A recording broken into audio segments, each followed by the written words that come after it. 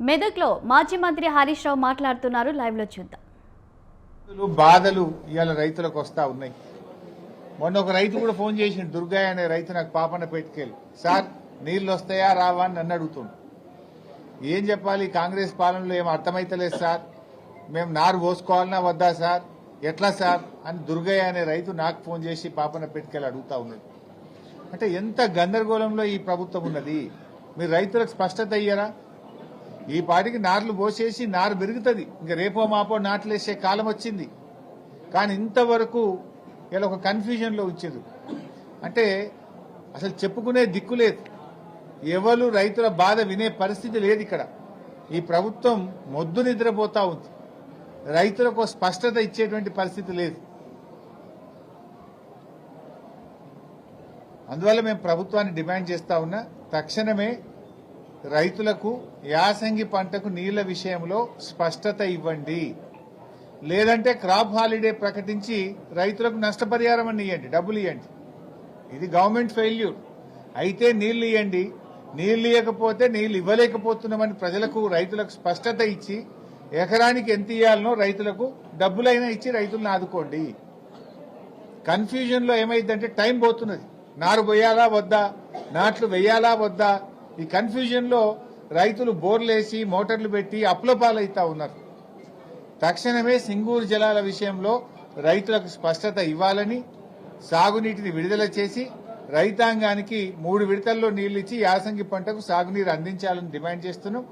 ఒకవేళ ఇవ్వలేని పక్షంలో స్పష్టమైన ప్రకటన ఇచ్చి రైతులకు మరి నష్టపరిహారం అందించాలని చెప్పి రైతుల పక్షాన, బీఆర్ఎస్ పార్టీ పక్షాన ఈరోజు మేము డిమాండ్ చేస్తా ఉన్నాం.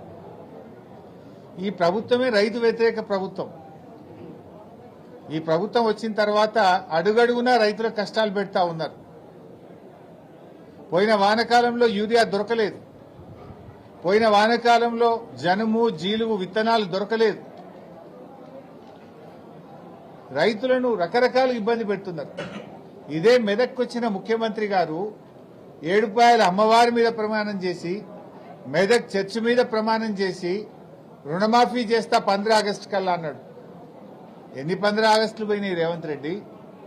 ఎందుకు ఈ రోజుకు రుణమాఫీ పూర్తి కాలేదు? కేవలం 40% మంది రైతులకు మాత్రమే రుణమాఫీ జరిగింది.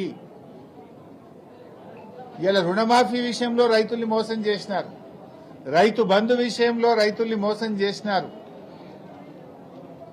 బోనస్ విషయంలో రైతుల్ని మోసం చేసినారు, ఎరువుల సరఫరాలో ఫెయిల్ అయిపోయినారు, విత్తనాల సరఫరాలో ఫెయిల్ అయినారు, పంట కొనుగోలు విషయంలో కూడా ప్రభుత్వం ఫెయిల్ అయిపోయింది.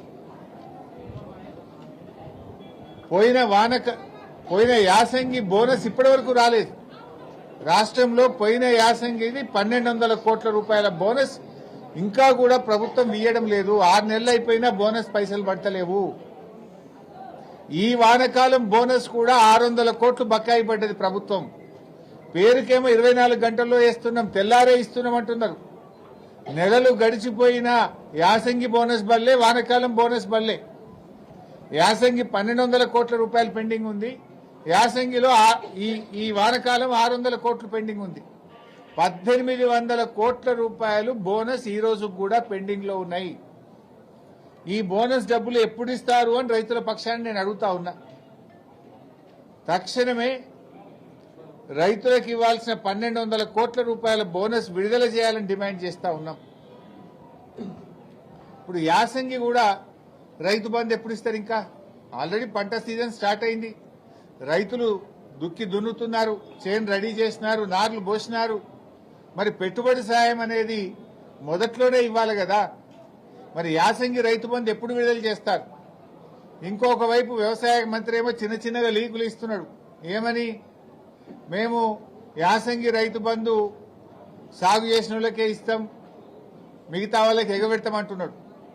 అంటే ఇప్పుడు ఓట్లు అయ్యేదాకా ఆగినరా? యాసంగిలో ఎవరికి ఇస్తారు, ఎవరికి ఇవ్వరు? ఈ రాష్ట్రంలో 50-60 లక్షల ఎకరాల్లో పత్తి సాగు చేసే రైతులు ఉంటారు. వాళ్ళు ఒక పంటనే చేస్తారు, పత్తి 6-7 నెలల పంట. మరి ఆ పత్తి రైతులకు ఇస్తారా, ఇయ్యరా?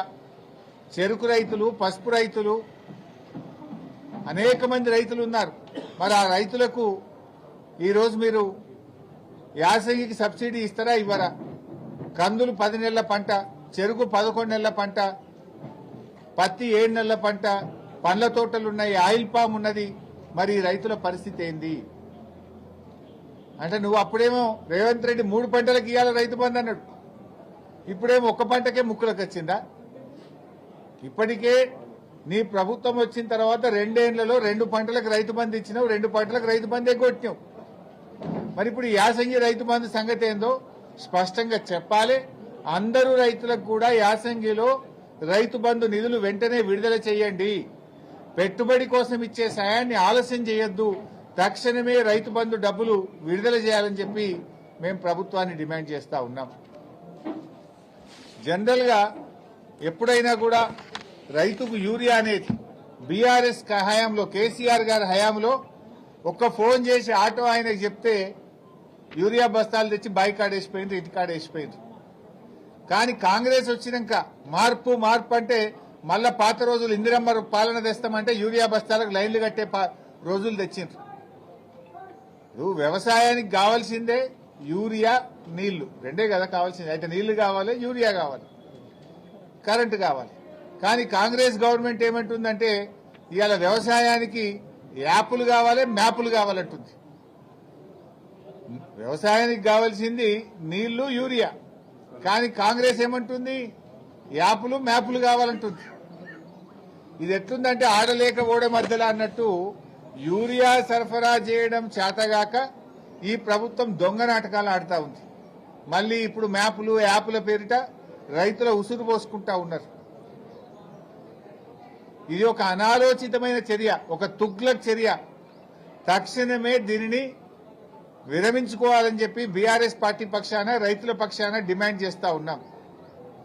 ఒకవైపేమో యూరియా సరఫరా పెరిగిందని బీజేపీ నాయకులు చెప్తారు, రాష్ట్ర ప్రభుత్వ ముఖ్యమంత్రి, వ్యవసాయ మంత్రి చెప్తారు. సరఫరా పెరిగిందంటారు, స్టాక్ ఉన్నదంటారు. మళ్ళీ యాప్లు, మ్యాప్లు ఎందుకు రైతుల ఉసురు పోసుకుంటారు? ఎన్నిసార్లు తిరగాలి రైతు? వ్యవసాయం చేయాలన్నా ఈ యాప్ల చుట్టూ, మ్యాప్ల చుట్టూ, అధికారుల చుట్టూ తిరగాలనా? రైతుకు నాగలు పట్టుడే తెలుసు తప్ప ఈ యాప్లు గీపులు తెలివై. రైతుకు ఈ సోషల్ మీడియాతోని రైతులకు ఇవన్నీ ఇబ్బందులు పెట్టడం కరెక్ట్ కాదు. అందరికీ స్మార్ట్ ఫోన్లు ఉన్నాయి, చాలా చోట్ల నెట్వర్క్ ఉండదు. మరి కౌలు రైతుల పరిస్థితి ఏంది? ఇప్పుడు ఏమంటుంది ప్రభుత్వం? ఒరిజినల్ రైతు అట కౌలు రైతుకు కౌలు ఇచ్చినట్టు రాసిస్తే అప్పుడే కౌలు రైతుకు యూరియా ఇస్తారట. మళ్ళా టెనెన్సీ యాక్ట్ ఉంది, అసలు వాడు కౌలు ఇచ్చినే బంద్ పెడతాడు. అంటే లక్షలాది మంది కౌలు రైతుల భవిష్యత్తు ప్రశ్నార్థకమైతుంది. టెనెన్సీ యాక్ట్ తో, ఇప్పుడు మీరు తెచ్చిన కొత్త చట్టాలతో ఇప్పుడు మీరు ఈ లింకులు పెడితే రేపు కౌలుకిచ్చుడే బంద్ అయిపోయే ప్రమాదం ఉన్నది. ఆనాడేమో పెద్ద పెద్ద మాటలు మాట్లాడినరు. ఏ కౌలు రైతుకు కూడా మేము రైతు బంధు ఇస్తాం, కౌలు రైతులకు పంట నష్టపరిహారం ఇస్తాం, రైతుకి ఇస్తాం, కౌలు రైతుకి ఇస్తామన్నారు. గెలవంగానే మాకు సంబంధం లేదు, కౌలు రైతు చూసుకోవాలన్నారు. ఇప్పుడు మీరు చేసే తుగ్లక్ పనుల వల్ల ఈ యాప్ల పేరిట, యూరియా బస్తాల పేరిట అసలు కౌలు రైతులకు మొదటికే మోసం చేస్తున్నది కాంగ్రెస్ ప్రభుత్వం. రేపు రైతులే కౌలుకు ఇవ్వని పరిస్థితి ఏర్పడుతుంది. కౌలు రైతులకు మధ్య పంచాయతీ పెడుతుంది ఇలా కాంగ్రెస్ ప్రభుత్వం. ఈ యూరియా కోసం ఎన్నిసార్లు తిరగాలి? బాయికాడ బర్రెని దుడ్డని చూసుకోవాలన్నా, వ్యవసాయం చూసుకోవాలన్నా, మీ ఆఫీసర్ల చుట్టూ తిరగాలన్నా? యాప్ కోసం ఒకసారి తిరగాలి. ఆ ఇచ్చే యూరియా బస్తాలు కూడా ఎకరానికి 2 ఇస్తాం, ఆ 3 ఇస్తాం. 3 ఇస్తే 3 సార్లు ఇస్తారట, అవి కూడా ఒకసారి ఇయ్యడట. అంటే నీ యాప్ కోసం ఒకసారి తిరగాలి. ఆ ఇచ్చే 3 బస్తాలకు మొదలొక బస్తా, మధ్యలో ఒక బస్తా, పొట్టకొచ్చినాక ఒక బస్తా. అంటే ఇక రవాణా ఛార్జీలు, ఆటోలు, బస్ కిరాయిలు పెరుగుతాయి. ఇప్పటికే బస్ ఛార్జీలు డబుల్ చేసిన మగవాళ్లకు. బస్ ఛార్జీలు రేవంత్ రెడ్డి వచ్చిన 2 సంవత్సరాల్లో 2 అంతలైనాయి బస్ ఛార్జీలు. అంటే నువ్వు ఆఫీసర్ల చుట్టూ తిరగాలి తప్ప